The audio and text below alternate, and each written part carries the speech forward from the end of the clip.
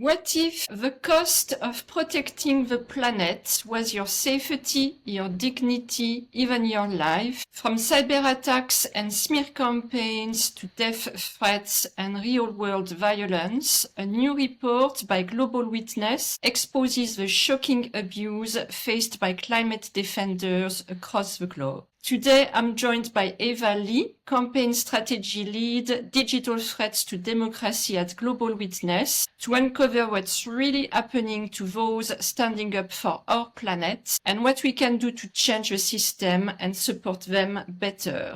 Ava, welcome to the Shades of Life podcast. Thank you so much for having me, Ingrid. So Eva, let's start with the heart of it, the heart of the report.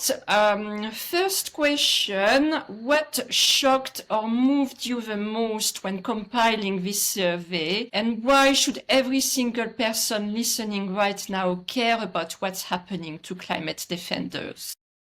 Oh, well, thanks so much for inviting me on to talk about this, Ingrid. I have led the Digital Threats to Democracy campaign at Global Witness for the last 5 or 6 years. And throughout that time, we've known that climate activists and land environmental defenders experience a lot of hate and harassment online. I think anyone that spent much time on X, formerly Twitter, looking at the climate space would also be aware of that. But it was always kind of anecdotal. We were never totally clear on exactly how prevalent that was and how widespread it felt like it was, but there's no kind of baseline of evidence.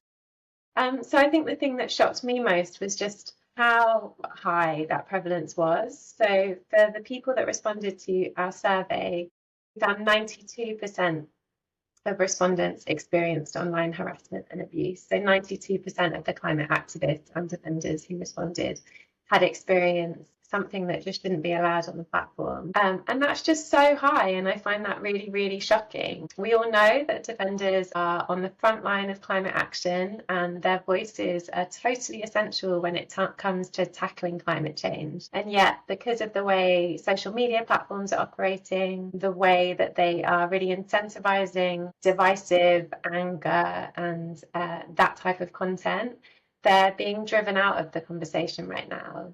So from a statistical level, that was definitely what shocked me most.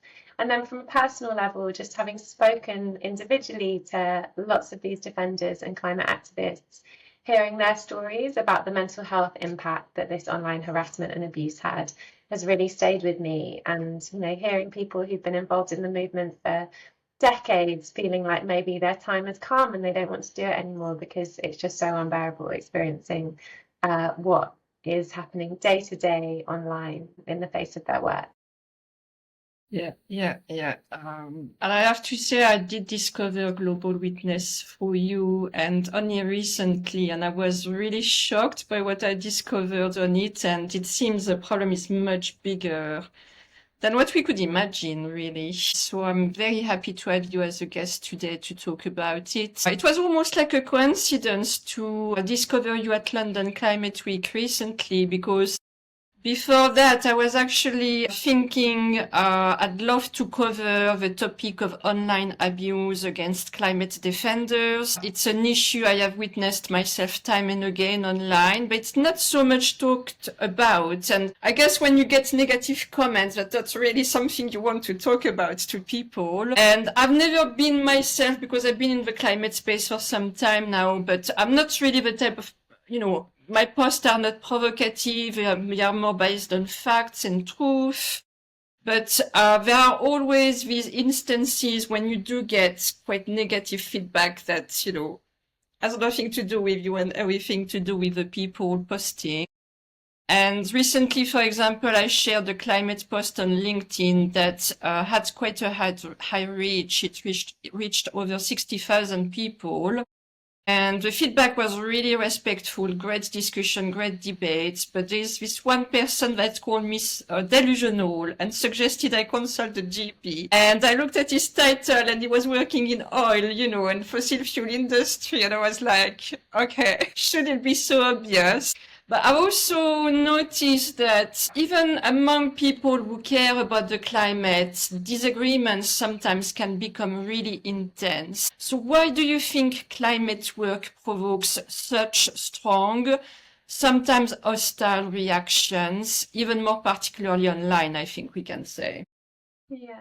I think it's a really interesting question. I think there are a number of reasons. You mentioned at the end people within the climate movement disagreeing. And I think when you're working in this space and the work that you're doing is so existential to our whole humankind, people really, really care about it and, believe really strongly in the action that needs to happen really quickly. So I think there's a strength of feeling there. But I think the much bigger issue at play is the fact that climate has been weaponized as a culture war, really. So it's been hugely fueled by the far right doing things, around like the term net zero and trying to make out that net zero is just trying to rob people of their ability to get on with their normal life and drive their kids to school in a car and go on holiday. The fact that terms like that, and in fact the entire climate movement, has been really kind of brought into this culture war space, both by people on the far right of politics, across the globe. Like we definitely see that in the US, but it's certainly come to the UK. We see it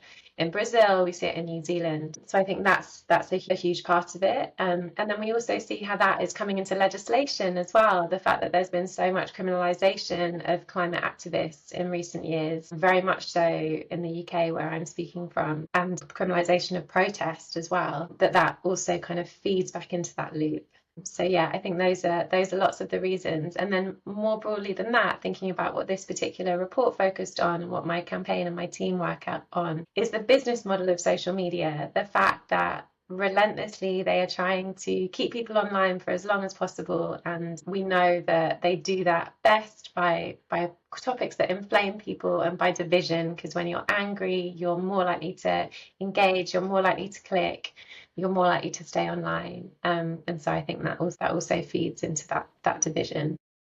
Very good points. There is a lot to it. I think we could spend the whole podcast just on that very topic, but thank you for that, Ava. So for those who don't know about you, can you tell us briefly about Global Witness and your mission and why this report is such a landmark moment? I don't think I've come across one like it before.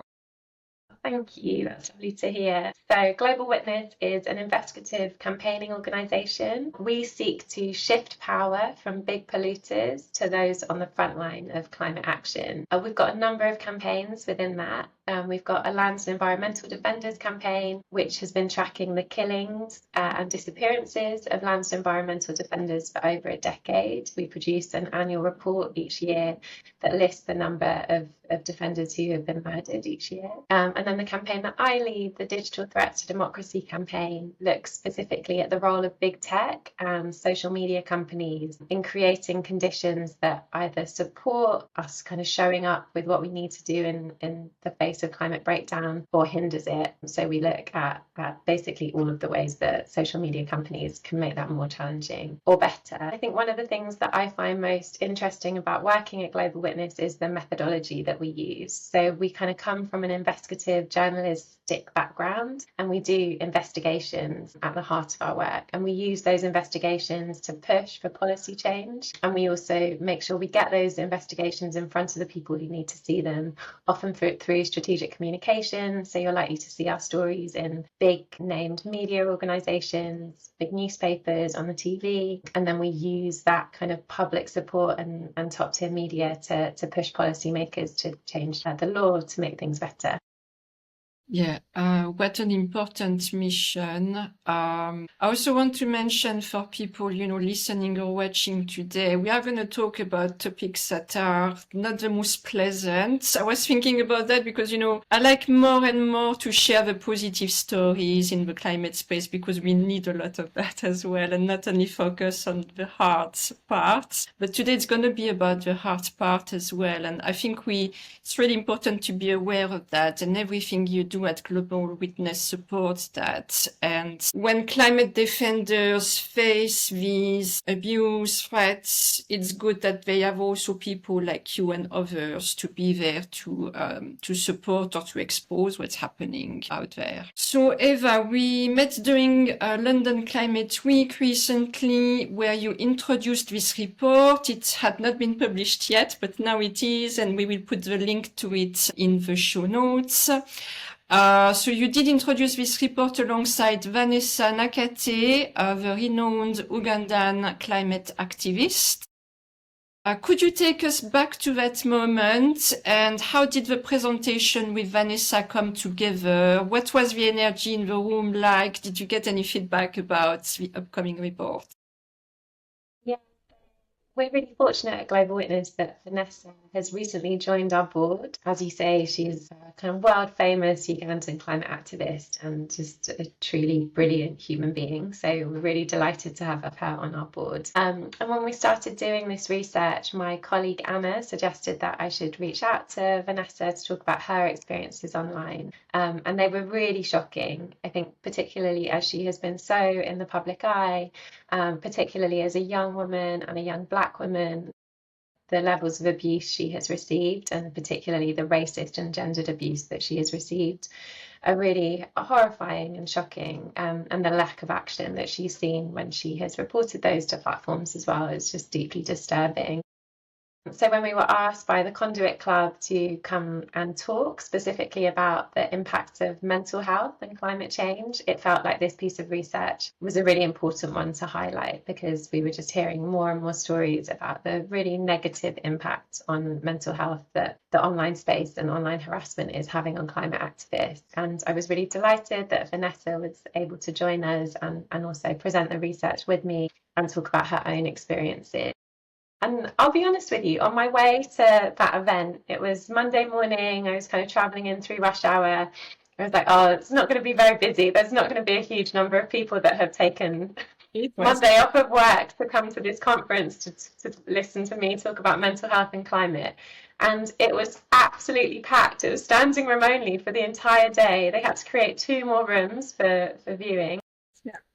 And yeah, I couldn't really believe it. But I mean, there were many, many people. I hope you got a seat, but there were many people who stood for the entire day for this event. And yeah, the energy was really powerful. It was brilliant to see so many people doing so much work at so many different intersections in the kind of climate and health space, all coming together and sharing what they're doing, including, doctors and nurses and researchers, academics, campaigners, activists.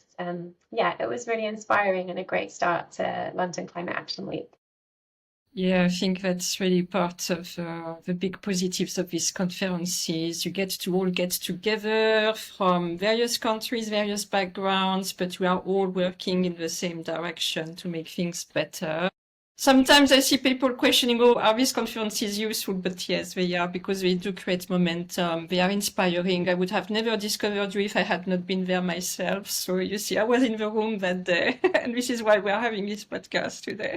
I really love the kind of intersection between different spaces. So that one was focused on health and climate. I think also there's so much to be done on tech and climate. And this report and the work that my team does is trying to kind of bridge that gap as well and bring people in the tech right space more into the climate space, and at the same time support people in the climate space understanding the fact that tech justice has such a role to play in this fight as well. Absolutely. So Eva, let's dig into the report now. And before we go deeper later, can you walk us through the criteria, the panel and the scope behind this global survey? Who did you reach? How was the data collected? And what regions or demographics were represented to give us a good idea of who was involved? Yeah, so land and environmental defenders are a notoriously very difficult to reach group, particularly as we set about doing a global study. So we reached out to people from every single continent on the globe. There is no survey company that will pull together a panel of land and environmental defenders. That isn't a thing. So we were lucky, our organisation, because we've worked with land and environmental defenders for such a long time that we are really well networked across the world to be able to reach out to different convening groups, different individuals and different organisations. So that was how we did it. We pulled together a survey. We worked with the survey company Survation, and then we used our network and we reached out to people by email, by phone, by conferences that we would go to in person, and tried to get as many activists and defenders to fill out our survey as we could from all parts of the world. We also shared it on social media.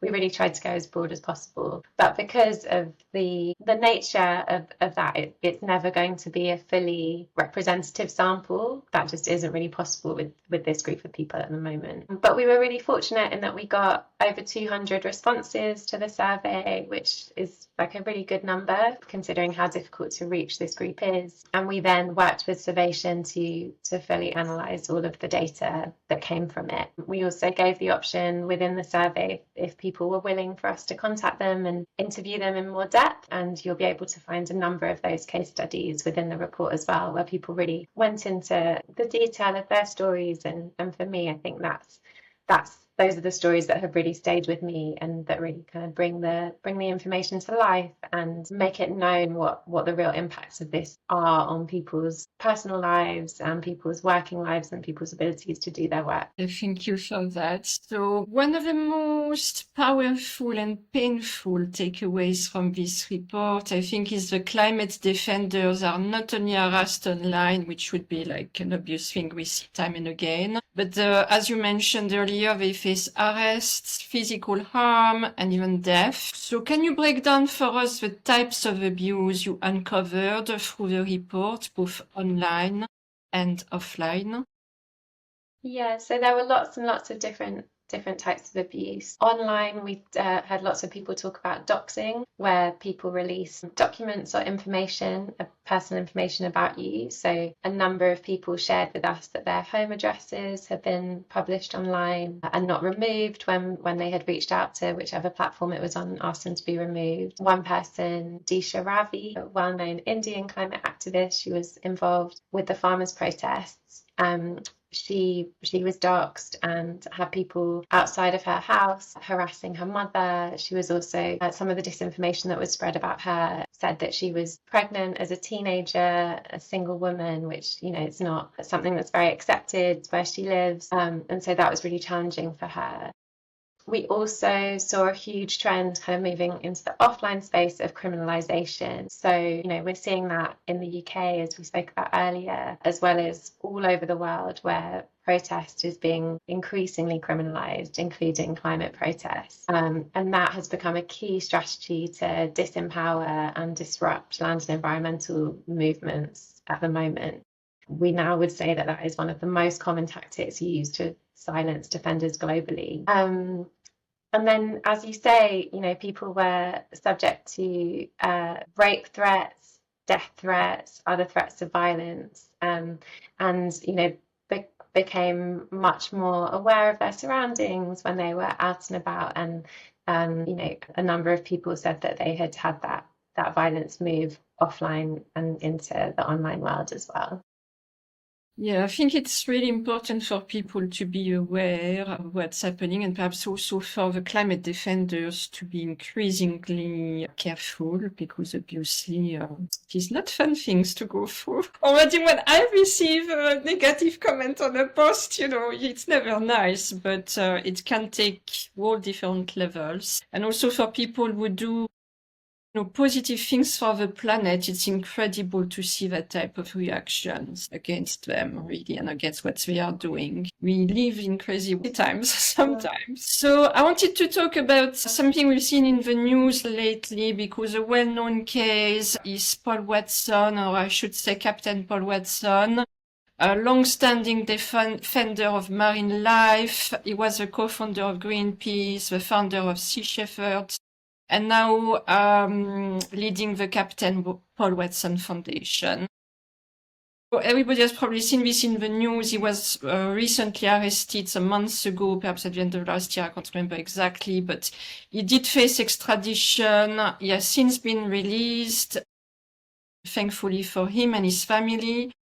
And while we see these high-profile figures like him sometimes gain public attention and support, we've seen Greta Thunberg, who was going to Gaza recently as well. But most defenders really remain invisible or don't have the same type of exposure. So could you speak to the scale of abuse happening worldwide that goes widely unreported? And why it's so important for us to pay perhaps more attention? Yeah, thank you. This is partly why we wanted to do the survey in the first place. I think, as you say, the scale of abuse and online abuse against offenders is not widely understood. And as a first step, it felt really important for us to get a sense of just how widespread this is. We know from this survey, but also anecdotally before that abuse, harassment, and targeting of defenders is having a chilling effect on the movement. And if we continue to allow abuse and harassment like this to proliferate, it's going to have an even greater chilling effect and also really impact the experience of defenders to be able to talk about their work or even do their work, where, you know, talking about what you're doing online can be so important for many campaigners and activists. And to go back to what we were just speaking about, I think the increasing criminalisation of defenders, but also protesters and climate activists, is just going to make this worse and worse and worse. And the numbers are already so huge. You know, hundreds of protesters were arrested just a couple of weeks ago in London and around the UK. For people that are going to get arrested in this way, the less people are going to hear about individuals. So I think it's really important that we keep elevating the stories, that we keep talking about it, and where we can, pushing on governments to change the direction of travel that they seem to be going in at the moment. Totally.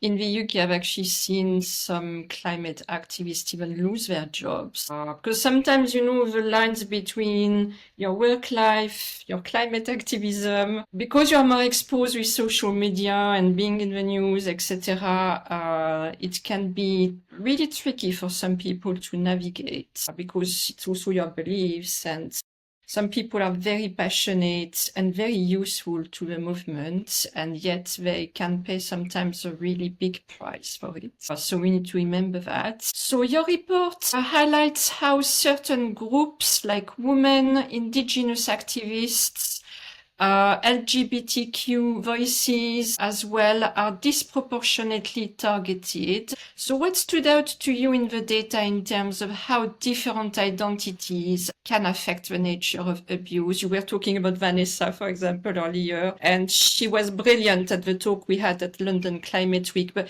it's really eye-opening to actually hear from someone's voice directly about it. Yeah, absolutely. So almost a quarter of the defenders who responded to our survey and reported receiving online abuse said that they're attacked on the basis of their sex, and almost a fifth said that they were attacked on the basis of their gender identity. So that is something that we saw in the data, but it came up particularly with the people that we spoke to and the case studies that we included. So a number of people, a number of women had repeated death threats, repeated rape threats. Sexual violence has just seemed to be like the go-to with the type of abuse that women were receiving. And also, as I mentioned before, in relation to Disha's story, kind of slut-shaming, disinformation claiming that people, you know, were pregnant or were having an affair, or like that type of disinformation, very much gendered disinformation about defenders. And that was even more pronounced when we were talking about women of colour, as Vanessa spoke about so eloquently at the event that we held at the Conduit. So yeah, sadly, this isn't new. Data about female politicians, for example, has been quite known for the last 5-10 years, that women, and particularly women of colour, both in the UK, there's also really solid data about this in the US, receive exponentially more harassment and abuse online than their white female counterparts or their male counterparts. And yeah, we can see that playing out amongst land and environmental defenders and climate activists as well. Yeah, perhaps this is when we need to say, you know, you can always disagree with people and not have the same views, but it never justifies abuse and threats and, you know, that type of behavior. We can disagree with respect. Absolutely. So thank you for that, Eva. So one of the stark findings in the report was also that major social media platforms are not only failing to stop abuse, but are actively profiting from it. So how would you see our companies like, Meta, TikTok, YouTube, or X enabling hate? And why aren't current systems working? I think that's a big conversation to start as well, because social media is so prominent in our lives. Yeah, well, we appreciate that, content moderation is really difficult and it's probably never going to be completely perfect. The platforms all say that too, they're trying, but it's not good enough. But frankly, the vast majority of defenders felt that platforms needed to do more to protect them online. Only 12% felt that they were doing enough. And instead of seeing platforms, now the wealthiest companies in the entire world putting more money and more resources into trust and safety and content moderation, we're seeing them do the opposite. So you'll have seen the changes on X when Elon Musk took over, and then just earlier this year, after Trump's inauguration, Mark Zuckerberg announced that Meta was also going to follow suit, shifting a lot of their content moderation and fact-checking processes into the kind of X model. And given that it was so bad already, making it even worse feels really disappointing and irresponsible to us, quite frankly. They should be doing more to keep people safe on their platforms. With great power comes great responsibility, and they have the resources to do that. And they also have the resources to pay the people that are working in content moderation properly, allow them to unionize and give them proper psychological support, because this is really like harrowing psychological work. And a lot of the time we know it's being outsourced to people in countries where they can be paid poverty wages and not given any proper employment rights. So that is also something that needs to change. And then another kind of more existential point from my perspective, which we touched on earlier, is the fact that all of these platforms have an engagement-seeking business model. So they make more money the more time you spend on their platform through advertising, means that they do whatever they can to keep you online. They have discovered that the angrier you are, the more divisive content is, the more likely you are to stay online. And so they are promoting that more. They don't have to do that. That's a choice. And they could shift things. We saw after the insurrection that happened back in 2021, Meta pulled the break the glass measures and shifted the way that their algorithm was working, within a matter of hours. That is something that all of these platforms could do again tomorrow if they decided to, and if they decided to put people, the safety of climate activists, but ultimately the safety of all of their users before profits. And it's not like they wouldn't still be making loads and loads of money. They just might make a tiny bit less. And for me, that feels like something they should definitely do. And they should do it right now. Yeah, I'm working on AI and doing some reports on AI at the moment, but it's these platforms that have evolved so quickly as well that some parameters of safety, security, moderation, as you were saying, have not been fully thought or been there, and obviously then put into this the interest that these platforms can have for engagement, the algorithms, etc. It makes it really tricky.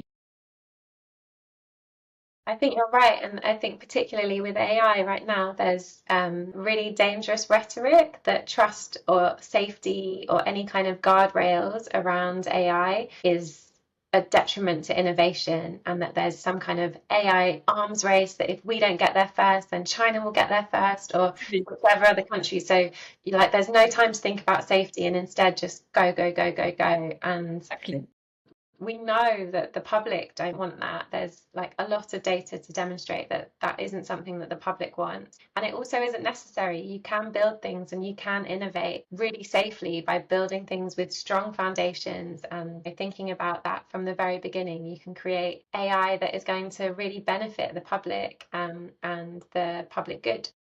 Yeah, I think that's going to be exactly my point. Actually, we tend to forget about that because these new technologies, whether you're in it yet or not, they keep happening, they keep growing, and it's exponential. You know, the growth of AI is amazing, and it's an amazing tool, but we've seen everything happening with the social media platforms that hasn't been working very well. What do we want to avoid happening, and what are the guardrails that we need to put in place? And I don't know if that can happen like this. Like, that's scary. It can. There's still time that it totally can happen. I think we just need to move out of the rhetoric that's very much set by industry and set by all of these same big tech companies that are buying up all of the AI companies that are small and innovative. You know, they're buying them all. They're all part of the same. That any kind of safety and any kind of guardrails is problematic because, yeah, it's not true. So Eva, there is also a quote that resonates with the core message of your report, which is abuse and disinformation are not glitches of the system, they are the system. So can you unpack for us what that means in the context of climate defenders and the digital world today? I think in the same way that we were talking about the engagement seeking business model, that is the system. That is how all of these platforms make their money. It's by keeping you online for as long as possible, because the more time that you're online, the more ads you can be shown, and the more information and data the platforms can extract from you so that they can sell more ads from advertisers who want a very, very specific information about you. So they want to do everything they can to keep you online for as long as possible. And they know that disinformation, anger, that division is what keeps people online, because actually it's not looking at really interesting independent journalism that keeps people clicking and engaging. It's when they feel really enraged. You've probably all had that experience when you're on your phone, you're about to go to bed, you're in the bath, if it's me, and you just get like so enraged that you can't get out and you don't go to bed, and suddenly like you thought you were going to be in bed at 10:30 and it's midnight. So we all have had that experience. So we know that it works, and the platforms know that it works as well. And so that's why we know from things like Frances Haugen's leaked Facebook files that the platforms know about this as well, and they know about some of the harms. One of the things that came out of Frances Haugen's files was that Instagram knew that the mental health harms that Instagram, just being on Instagram, was having on young girls, but they continued to operate in the same way anyway. So I think that's what we mean by the fact that it is so endemic. And the way that that plays out against climate defenders is back into this kind of creating climate as a culture war and really feeding climate disinformation spreaders who, you know, are sharing information that is absolutely at odds with widely agreed scientific fact, but because people like it and people click on it, continuing to elevate that type of content and continuing to allow harassment and disinformation about climate activists to go unchecked online, because rather than properly moderating content and keeping people like this safe, they are choosing to put their money elsewhere. Yeah, I have to say, when I saw your talk at London Climate Week, this issue of polarization, it's really something I loved in what you were saying, because it is so true. And it is the algorithms rewarding division and hate because it keeps us online longer. I've actually done some research recently because at some point, I was telling myself, you know, since the beginning of the year, there isn't a day or an hour when we don't see either Trump or Elon Musk online in some way or form. And I was like, why are we seeing them so much? You know, there are so many other people that the news outlets could cover, and yet it's always the same people day in, day out that we see, because they are so polarizing. There is a lot of misinformation, and it just drives so much engagement that they are being pushed all the time, because this is what drives the engagement. And yeah, it is crazy when we think about it. And it's like, how can we have a more fair share of voice, you know, other than always the same people who also spread lies and misinformation sometimes, many times. Well, Musk bought the platform X and changed the algorithm so that he was most promoted. Like anyone that opens the X app now will undoubtedly see Elon Musk's tweets. So I think there's a real issue with money and power there as well, that the richest man in the world was able to by a voice where he could get that much engagement. And as you mentioned, Donald Trump was the real master of that from when he came into power in 2016, and before that, as you say, tweeting throughout the day and night and tweeting about huge global affair issues so that massive decisions were being communicated / made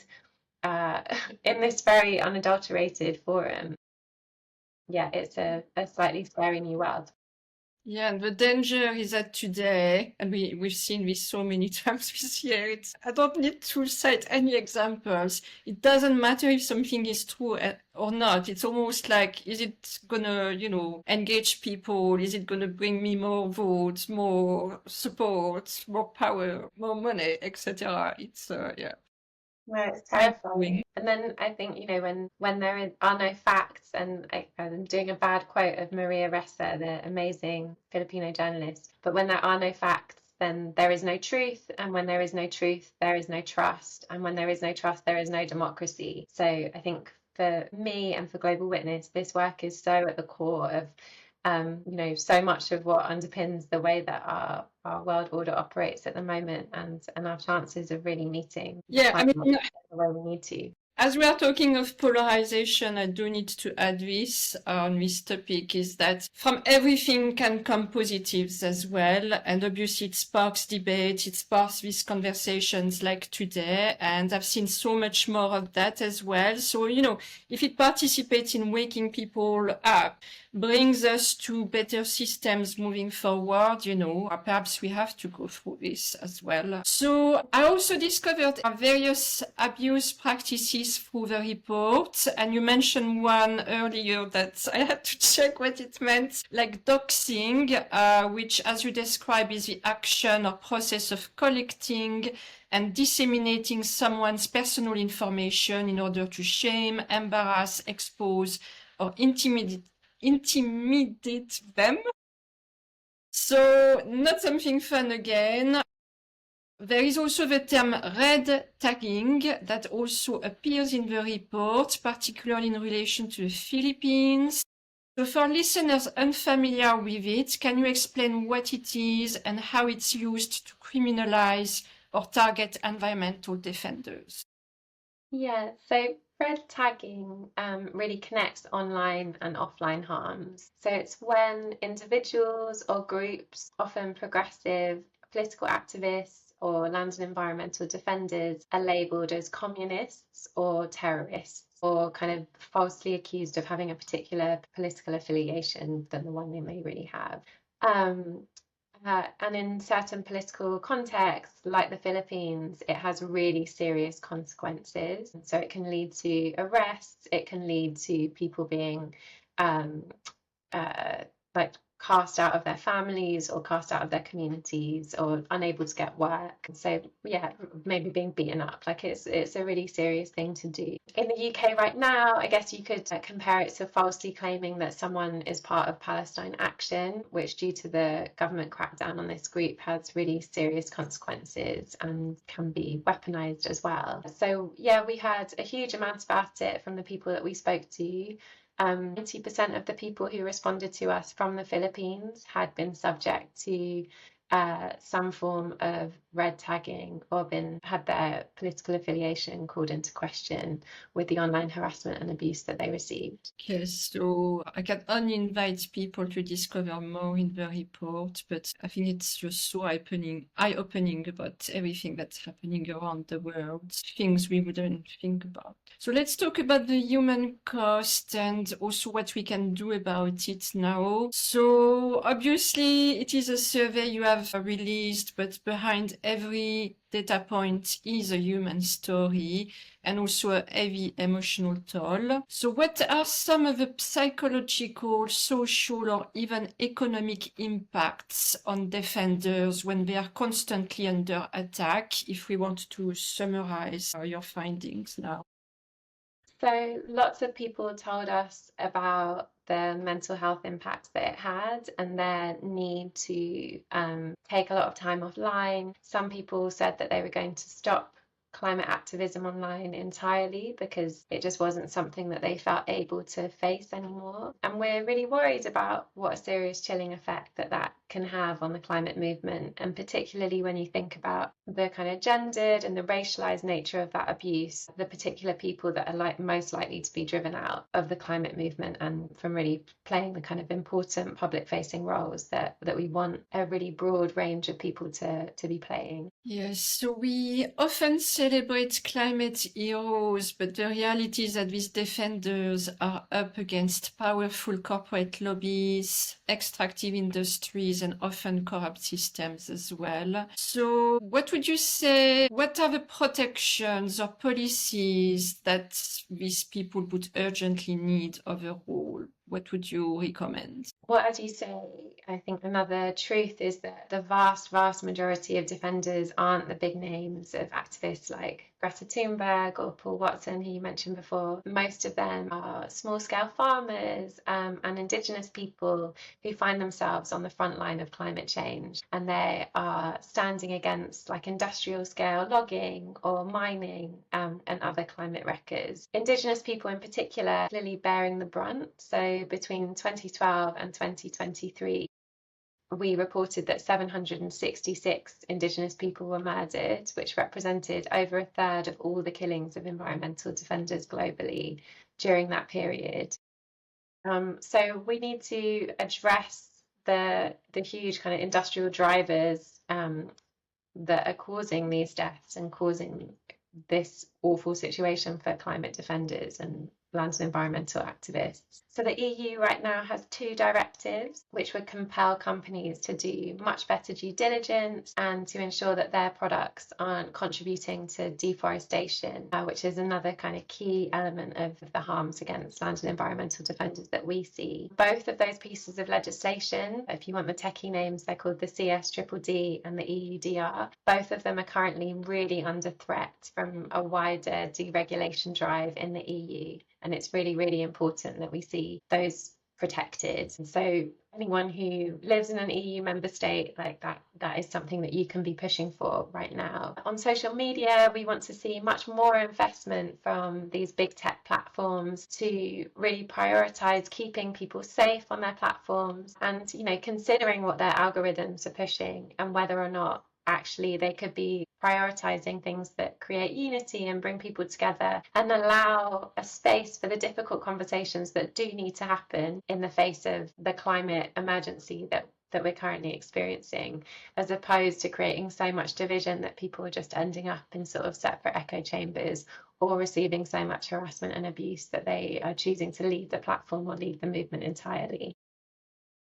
Yes, so important. So the report on that note mentions that many defenders don't even know where to turn when they are targeted. So what legal or support frameworks currently exist and where are the gaps? It's actually good to know what exists because obviously that's something they can turn to. Yeah, so it was very clear to us from the research that social media platforms, or at least land and environmental defenders who responded to our survey, do not believe that social media platforms are doing enough. Only 12% of the defenders who reported their harassment online were satisfied with the response that they received from platforms. Many told us that they reported it.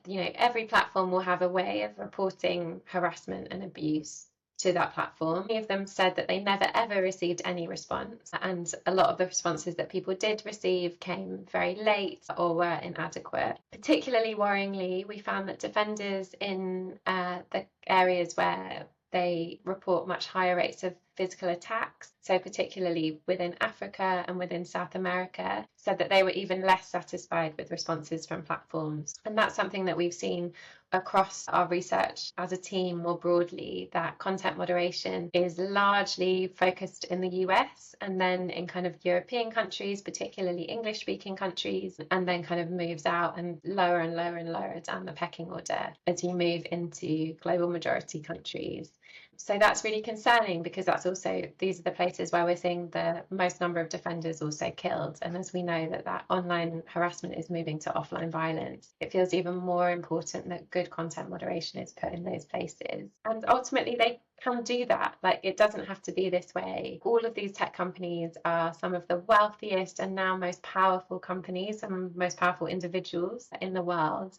And they can choose to invest more in this and to make the online space, which is where so many of these conversations now happen, a much safer place for people at the front line of the climate fight. Yeah, thank you for that. So we talked a little bit about that earlier, but let's dive a bit deeper into that topic, because in many countries, the lines between law and justice are blurry, especially when activism challenges state or corporate interests. So how do you see activists navigate that, and how do we balance what can be seen sometimes as civil disobedience with safety and accountability, because there is a moral grey area here and it's not one easy to navigate for the activists? Yeah, I think what we're seeing is that governments are really pushing the line in what I would see as the wrong direction. In favour of climate wreckers and against climate activists. So there is so much criminalisation now of non-violent protest. You know, we're seeing that across the UK, across Germany, across the US. That is something that needs to be pushed back on. For me, climate change isn't blurry. It's not a grey area. It is existential. I think it's fully within people's rights and moral imperative to be able to protest where they see that governments and corporations and industries are not doing what we need to do right now to safeguard future generations. That's my view. That's my personal view. I'm not suggesting that means that people should be breaking the law, but I also do not think that government should be making laws much harder to criminalize non-violent protest. Yeah, thank you. Thank you for that, Eva. And it is not an easy topic. You know, we talked about criminalization of climate activists. Some people do end up in jail and, you know, other type of abuse. And it can be dangerous to be a climate activist. We need to be aware of that. But there is a job to do. And as you said, you know, the climate crisis is existential for everybody, whether people, you know, warm to the topic or not. It doesn't change the facts, but we talked about it earlier. It creates a lot of reactions with all types of organizations, people and institutions and all over the world. And we've got to navigate all of that today. So for people listening who want to be part of the solution but feel unsure how, what can everyday people do to support climate defenders and also perhaps help protect digital spaces? Great question. I think if you're online, if you're on social media, report harmful content and comments that you see. The more people that do that, the more it is likely to force the platforms to act. And it also takes the pressure off of the climate activists who are receiving that harassment and hate themselves. And if platforms aren't taking action, then we must all demand better, and you can do that publicly. You can also follow Global Witness and see the work that we are doing and many of our partners. There are often, you know, petitions and things to share to really elevate the voices of climate activists and get the stories that they want to tell out into the public as much as possible. Something I would add as well, you know, based on, you know, being also in the impact space, is the more people who participate, I think, to the conversation and what's happening in a respectful way, positive way. And again, we said that earlier, we can disagree, but with respect. The more people do that, the more mass effect it will have. And this kind of negative naysayers lose power as well in the midst of that. You know, on many posts recently, I had such great debates, and doesn't mean I agree with everything that is being said, but it's nice to see people commenting and debating also a lot between them. But the more this is happening, the more share of voice the respectful debate takes. And I think that matters. So perhaps it's also about not saying silent, but taking part to the conversations, perhaps a little bit more or a lot more, depending how you feel about it, but doing it from a respectful perspective, because everybody can bring something to the table. We all have different lived experiences. And I wrote a post recently about plastic pollution. And to be honest, I had not realized it would be so polarizing for certain people. You would think we need to tackle plastic pollution, and some people had real arguments against it. But as long as you're doing with respect and you explain why, why not? And it's fine. It's more when, the lack of respect or the lack of truth or the misinformation, disinformation comes in, and even more abuse and threats, as we've been talking about. This is when the problem is. And so we need to occupy more space. And I think we've seen a lot more traction with the climate movement growing and growing. So that's really positive. So perhaps I should have asked you this question earlier, Ava, but I wanted to ask you, if yourself you had 5 minutes with the CEOs of Meta, TikTok, X, YouTube, what's the one thing you would demand them to they change immediately in response to your findings? Well, first of all, I think I just ask them to stick to their word. In the most part, these platforms actually have quite good policies, and we always communicate with them. So before we release any report, any investigation into them, we always reach out to them first and give them an opportunity to comment. And they always share their existing community guidelines and their existing policies. And often they're good, they're written well, they seem fair. And if they just enacted those properly and they resource the teams who work on them so that they can be enacted properly, the online space would be so much better. So as a first step, just stick to your word and do what you say. And then as a second step, I think I would come back again to this issue of, do you want to be pushing polarization and division, or instead shifting towards points of unity and where we can come together? Because I think there's a really exciting potential for what technology can do in that space that currently is absolutely not being capitalized. And I think there's a really positive future that we could see if the owners of big tech companies decided to put their money where their mouth is and do that. Yeah, absolutely. There is absolutely the positive side of tech that we need to harness more and more. You're absolutely right. So before we close, is there anything else you'd like to share as a message to our listeners, particularly those who may be inspired but also overwhelmed by the scale of the issues we've discussed today, or the climate activists that, you've given a voice to them through that report? I think for us, documenting this is part of fighting back. And I really hope that this research doesn't dissuade or put off anyone from joining the climate movement. If anything, I would really encourage people to do it and know that there is a huge movement of other people, including those of us at Global Witness, who are there to support you and stand shoulder to shoulder with you. So if it does at times feel overwhelming, I think creating space and having good boundaries with the way that you engage on social media is really important, but also know that there is an enormous movement that you can and should reach out to for support that is there to kind of work on this with you, and that your voice is really important and we want to hear from you. Yeah, that's such an important message. And I think both you and I can say there is such a great support system once you connect with people in the climate space. The past years I've connected with so many incredible people who do incredible things that are needed in the world today. And, the movement is also growing. And as you said, it's important to know problems that can exist, but they are not everything. As you said, they are part of it, and it's important to unveil that. But it shouldn't stop us, because being led by purpose and by such a wonderful purpose of, fighting for the planet and social and environmental change, that makes a wonderful life as well, and wonderful connections. So thank you for that last message.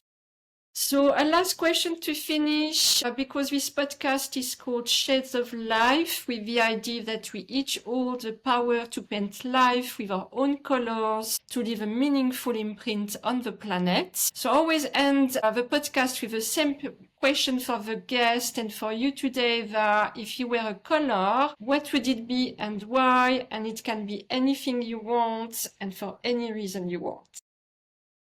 This is such a lovely question. I have two very small children, and my son is 4. And for the last 2 years, he has spent a really long time at nursery mixing the colour lilac. There was an entire year where all the pictures that he came home with were different shades of lilac that he had mixed from red, white, and blue. And it has taken me 3 years. We moved house about 3 years ago, and it has taken me 3 years to repaint our front door, and it is now lilac, and he is so happy every time he comes home. And it's taken me such a long time because I had a daughter in that time as well, and so I was far too busy to paint a front door. But they both get so excited every time he comes to the front door because it's lilac, and he's about to start school, and I really hope he continues to love lilac as much as he does right now because I think it's so sweet. So I would be lilac. That's a very lovely reason. I love that. So we have to thank your son today for that. So Eva, thank you so much for joining me today. That was a pleasure to see you again and to dive deeper into the research findings. Thank you for your work from you, but also from your lovely colleagues whom I've met as well. Thank you for your insights today and also for standing up for those often unseen, because it's also these stories we need to tell. And from the perspective of a climate activist, it definitely takes courage to defend our planet and work towards system change, as it takes courage for your team to bring this report to light, and these stories matter deeply. So to everyone listening today, I would encourage you to read the full report from Global Witness, share this episode as well, and above all, as a last message, stand in solidarity with the people protecting our planet, because they do need it and they make a very important work. Eva, would you like to say a final word before we close? Just thank you so much. It has been a real pleasure to join you on your podcast, and a real honour to get to talk about this work and the really incredible and moving work of climate activists all over the world. So thank you. Thank you, everyone, and we will see you soon.